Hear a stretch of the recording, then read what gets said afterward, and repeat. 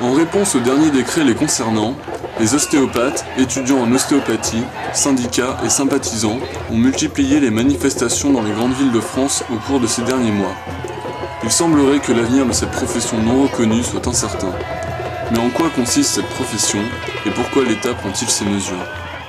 L'ostéopathie est une méthode de traitement exclusivement manuelle où on n'utilise que ses mains, qui cherche à traiter un petit peu l'ensemble du corps, à la fois tout le squelette osseux, les organes, les viscères, le crâne.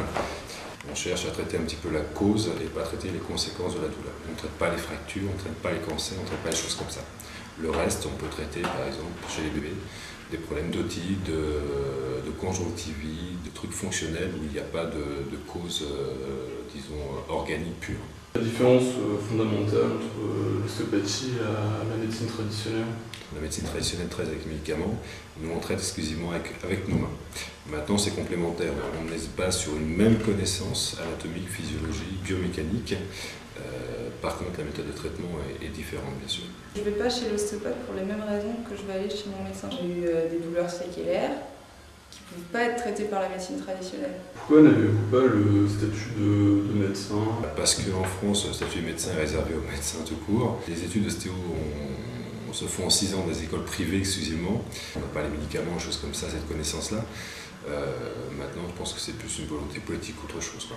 C'est différent dans d'autres pays? Disons que dans les autres pays, ils n'ont pas de statut médical pur, mais ils ont une profession à part entière. Dans certains pays, ils ont une vraie reconnaissance d'une profession médicale d'ostéopathie. Quelles sont les conséquences des futurs décrets? Le risque, ce serait qu'on soit interdit de manipulation cervicale et qu'on soit interdit de travail chez les bébés de moins de 6 mois. Sans prescription médicale. Donc on ne pourrait plus traiter les femmes enceintes non plus. Plus dramatique, les études qui étaient en 6 ans passeraient en 3 ans.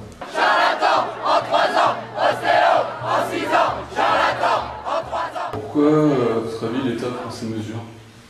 Bon, je pense qu'il y a un lobby médical et paramédical et puis pharmaceutique derrière qui fait que l'État cède un petit peu à ces lobbies. Je pense que c'est plus une question politique plutôt qu'une question d'efficacité de l'ostéopathie. Pourquoi y a-t-il un conflit entre les médecins, les ostéopathes et les kinésithérapeutes? Il y a un conflit sans avoir un conflit. Les kinés travaillent sous prescription médicale et essayent de traiter un petit peu les conséquences. L'ostéopathie, on essaie de traiter la globalité du corps. On traite plutôt la cause du problème.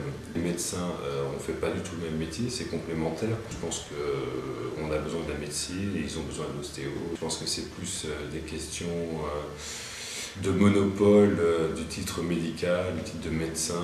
Alors là, les médecins sont aussi opposés au décret. Eux, ils sont opposés parce que les décrets nous autorisent à faire un diagnostic différentiel. Ils veulent se réserver, en France, l'usage du diagnostic médical qui est leur propriété. Et donc le but, peut-être pas avoué, mais à demi avoué, c'est de rendre l'ostéopathie paramédicale sous prescription. Donc augmenter le trou de la sécu encore une fois. Et en France, pour être ostéopathe, il y a 5000 heures de formation, donc ça, dont 2200 heures de pratique. Et les médecins, eux, ont un diplôme interuniversitaire, ils ont 200 heures de formation. Il y a une différence au niveau pratique, au niveau compétences. Donc le gouvernement qui prône la sécurité du patient à travers ces décrets va à contresens finalement de la sécurité du patient, en interdisant aux ostéos de manipuler. Or, ce sont eux qui n'ont pas d'accident. Pour l'instant, on continue comme on fait actuellement, on travaille comme on travaillait avant. Ouais, la principale crainte, c'est d'être mal compris en fait. C'est de mal comprendre en fait ce qu'on fait.